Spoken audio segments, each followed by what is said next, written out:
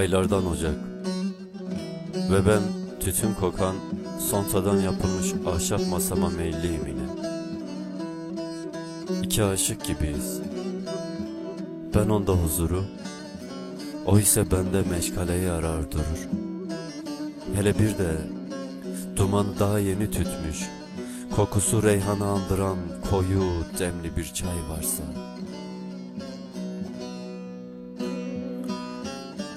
Bafradan yudumluyorum göğsümü sıka sıka. Cigaramın seyriyle yalnızlığıma küfrediyorum. Bir ağıt yankılanıyor zihnimin merkezinde, elemin gölgesinde. Mavi bir ölüm, siyah bir uyanış peydahlıyorum çaresizlikler ülkesinde.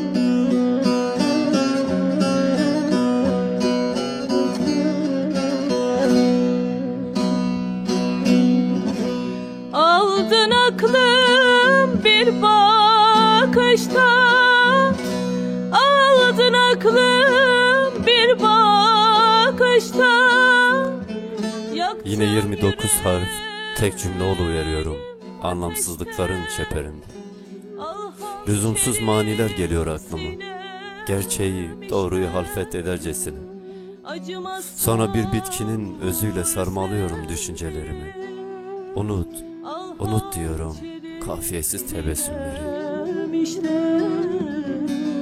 Acımazsan vur sevdiğim, acımazsan vur sevdiğim, vur sevdiğim. Bir an göz göze geliyorum, hiç görmediğim, bilmediğim bir silüete selam edercesin. Korkulu düşler sokağına damlıyorum usulca. Titrek bir sokak lambası oluveriyorum kışın tam ortasında. Selamlaşıyorum buğulu camın ardındaki küçük çocukla. O geleceğine, ben ise geçmişime sallıyorum.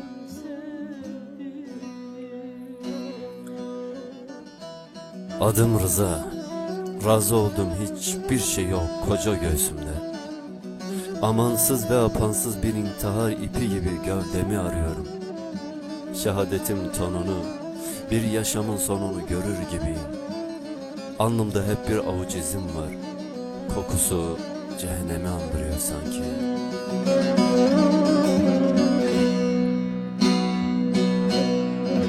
Sevdiğim başımın tacı, sevdiğim başımın tacı.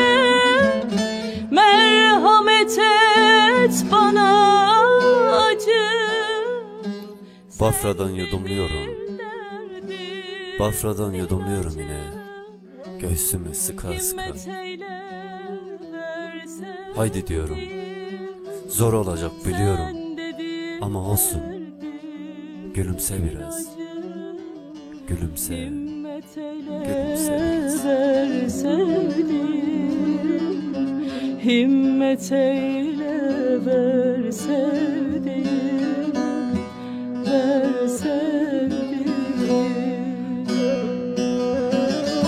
Sendedir derdim ilacı, sendedir derdim ilacı. Himmet eyle ver sevdiğim, himmet eyle ver sevdiğim, ver sevdiğim.